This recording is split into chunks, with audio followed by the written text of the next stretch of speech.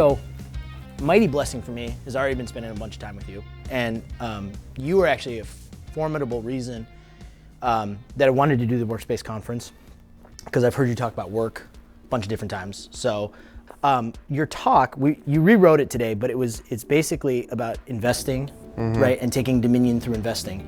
And we were with Mr. Bonson earlier today. I was trying to get at it a little bit with him, and he went a different direction, which was great.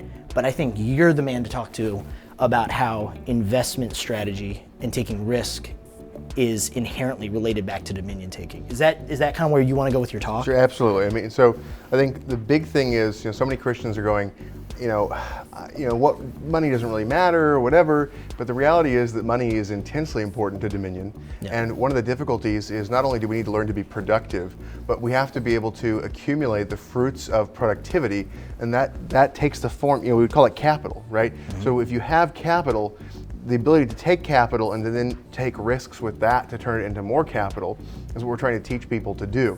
And so I want to see Christians exercising rule through the rule of property. Yes. And that allows you to then be able to work with people to control details in such a way where you can put the word of God on your door, right? So getting into civil office is one thing, but you have to have resources to be able to accomplish that. And so being able to put effort into actually building your own estate is prior. Yes. And so capital formation is the hard part, right? People are like, oh great, yeah, if I had lots of money, I'd absolutely invest it in Christian causes. Well, how do I get there? Well, yeah, so the capital formation process is this taking a risk with your time to figure out how to make it so you can make money, and then you take a risk with that money, right? And so it's sort of this, I want to lay out for people this idea of how do you form capital, and then how do you deploy capital to effectively continue to grow that. Yeah. And so then to make it so you have an inheritance of wealth and wisdom for your children and your children's children. Yeah. So it requires eager discipleship, and it requires this eager dominion, right? Where you're working ambitiously both to fill men's minds with treasures and to fill the world with treasures that are designed to glorify God. Your topic for the Workspace Conference is going to be about investing and taking dominion through that. I think there could be a generation of people that say, well, whoa, you need to make sure you have money left over for them, because they maybe see putting money into a startup company as you're throwing it away, right? Sure. How do you kind of interact the difference between risk, where you'll lose money and make money, and providing for your children's children, as Proverbs talks about? Yeah, so I think you don't want to make stupid risks, right? Stupid risks are you don't know about the business, you don't understand the industry, you don't understand what you're investing in. If you can't explain the business, don't invest in it, right? If you don't know how they make money, don't invest in it, right? And so this idea of you need to understand at a basic level what's happening, and that's the value proposition, right? And so if you don't get the value proposition, don't invest in it. And then if you don't have a basic idea of how they get the value to the customer, don't invest in it, right? So you can understand it at a basic conceptual level, but that's necessary. So the other thing is, if something is not established, or it's going to a really hard space to compete in, or you're not really confident about the people, that's money that's high risk money. And I think most people need to not, you don't take inordinate risks and destroy everything that you've got, on this like long shot, unless you've got a really important reason to do so, right?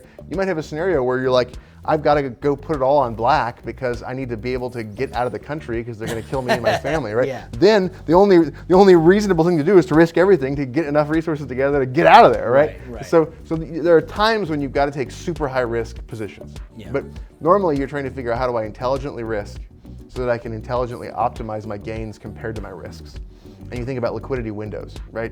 And so this idea of when can I get access, how high of a return can I get, and what's the risk of loss? Yeah. You're thinking about balancing all those things. And so if you can get maximum liquidity and maximum returns and minimize risk, okay, great, take the lowest risk. But that's not normally how it works. Yeah. And so we have to evaluate those things. And making sure that you're being wise and not taking everything you've built up, blowing it on some monopoly sort of thing, right, and leaving your children with nothing. You want to be mindful of both things, but we don't want to just say, just sit on everything. Right. Right. Your investment to your children is far more greater than just what's in your bank account. Right. So you want to pass on wealth. You want to manage it well. If you haven't managed it well and you're at the end of your days, okay, well, do what you can, but don't do ridiculous things out of desperation. Yeah. And so there's sort of this, how do you manage all that together? And that's what we'll be talking about more, thinking about the principles used to make decisions about how to optimize risk and rewards as we talk at the conference. I'm looking forward to seeing you on June 28th and 29th in Fort Worth, Texas at the Works-Based Conference. Justification's by faith alone, but capital formation is generally by sweat.